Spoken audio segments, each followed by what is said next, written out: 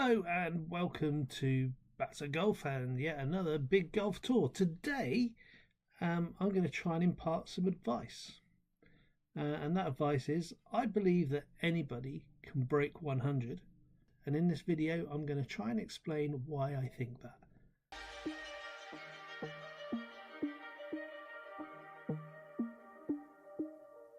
So we're going to go over some tips, some hints and tips. And the reasons and rationales behind why I think that this is doable for any golfer. And one of the fundamental things behind it is, what do we need to do to make our chances better of breaking 100? And why do I think any golfer can break 100? Well, because I've done it. So if I can do it, then anybody can. So let's get right into it and start with tip number 1. First things first. On the day that you're going out and you know you're going out to either attempt to break 100 or any score for that matter, turn up to the course early, at least an hour before you want to tee off, because you're going to need some time to practice and to do a little bit of homework first. My advice is take a pen, a piece of paper or a notebook, get out on the driving range and take 5 shots with a few clubs, with your pitching wedge, with an 8 iron, with a 5 iron, with a hybrid, with your 3-wood, and write down what your average yardages are. Also, take a note of what shot shapes you're creating on the driving range, because if you're warming up and you've got that kind of shot today, then that's what you're going to be working with on the course, so that will help you to plan your round a little bit better. Next tip is then practice your chipping. With anybody, we're going to either miss the green, we're going to leave something short, so you need to practice your chipping and how it feels that day. It's pointless going out onto the course and doing your first chip on the side of the first green and you thin it or you fat it or you sky it over the green or something. So just practice it and get a feel for it, get the swing thoughts that you need into your mind so you're confident with your chipping. And my advice here is only chip with one club. Don't try and do different chips and different shots with 5 different clubs. Pick one club, stick with it, and let that be your tool. Now you want to get onto the putting green and practice some putting as well. And for me, it's not really about alignment. It's about judging the weight of your putt. So do some 3-foot putts, some 6-feet putts, some 10-feet putts, some 20-feet putts. And not worry so much about the line. Worry about the weight and how you need to strike the ball. So think about how far you're taking the club head back and how far you're going through and what kind of distance that creates. And try and get 3 or 4 putts consistent at each one of those distances.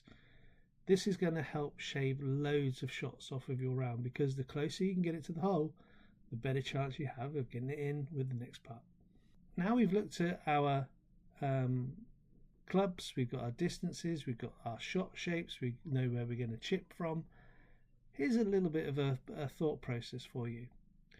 If you could bogey every par 3, you're going to be in really good shape for breaking 100. So even if you double bogey every par 3, you're going to be in pretty good shape for your round. So if we have that thought in mind, if you are confident or reasonably confident that you could average out a bogey for every par 3, then why don't we play every hole as if we're trying to approach playing a par 3?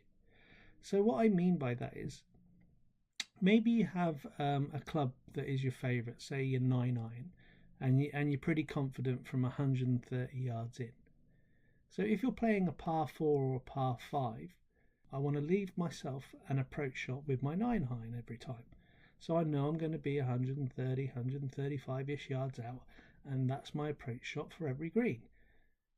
So I need to play my tee shots, or think about my tee shots and my second shots then on the longer holes, to leave myself a shot of about 135 yards.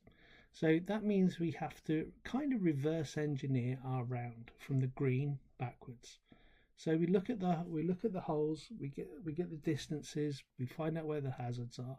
And what we do is we come back from the centre of the green 130 yards, and you mark that on your course map and say that's where I need to get my tee shot, or that's where I need to get my second shot if I'm going to play the rest of the hole like a par 3. And that may sound obvious, but if you take your tee shot and another shot, and then you play the rest of the hole like a bogeying a par 3, then even on a par 5 you're going to be reasonably close to getting down in a decent score and avoid those huge scores on those holes. Now, it's not always going to work, but at least you're giving yourself a better chance because you're stood there with your favourite club in your hand, hitting to your favourite distance. Now we need to talk about lining the shots up. So I think the biggest problem, certainly the biggest problem I had, was I think that I'm lining the shot up and I think that I'm aligned, and I hit the shot and suddenly I'm surprised that it's miles off to the right, or and I haven't really hit a bad shot, but I must have been aligned up poorly and I'm aiming too far to the right. You may aim too far to the left, but you got to allow for, okay, if I hit this well, this is where my good shot is going to go. But if I know I've got a bad shot and it's going to go there, I've got to try and adjust my range so it makes sure that even if I hit my bad shot, it's going to be somewhat in play or somewhat manageable. I need to be aiming somewhere. What I like to do is I like to pick wherever my ball is. So this is my ball.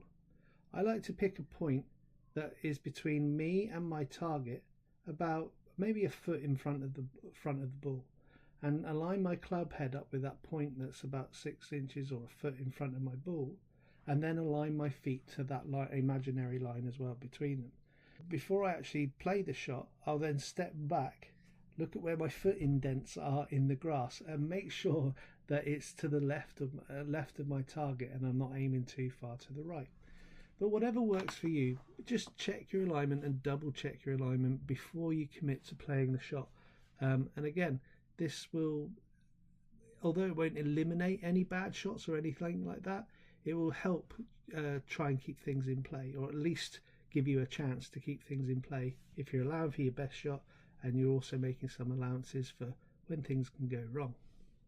One of the things you need to look out for when you're on the course are where the hazards are, and have some kind of idea of what your carry distances are with each of your clubs. So not necessarily what they roll out to, but what they carry, because what you want to do is ensure that you're either laying up short of the hazards, or you know they're out of play because you're going to carry the hazards. So you don't bring them into play, or you avoid them as much as possible. So if you're 170 yards away from a bunker, take a 150 yard club and then just pitch in or chip in after it. Don't try and carry it or beat it. Play within yourself, and you'll find you'll be more consistent and you'll have a better chance of breaking that score. That's how I believe that you can break 100. What you need to do next is give it a try and let me know how you get on. Did any of that planning work for you? Did you get closer to meeting or beating your score? But don't be afraid to do some other little experiments too, like why not have a round where you're playing every hole off of the red tees and see how you get on from the red tees, and then gradually work your way back. But I strongly believe that if you do these things and you follow those things through properly, you warm up properly, you write your yardages down, and you know things before you go on the course instead of guessing or trying to second guess yourself, you're going to be in much better shape. Now it's your turn to go out and break 100. Good luck out there. And please don't forget to like and subscribe. It really helps the channel out, and we'll see you next time on Big Golf Tours.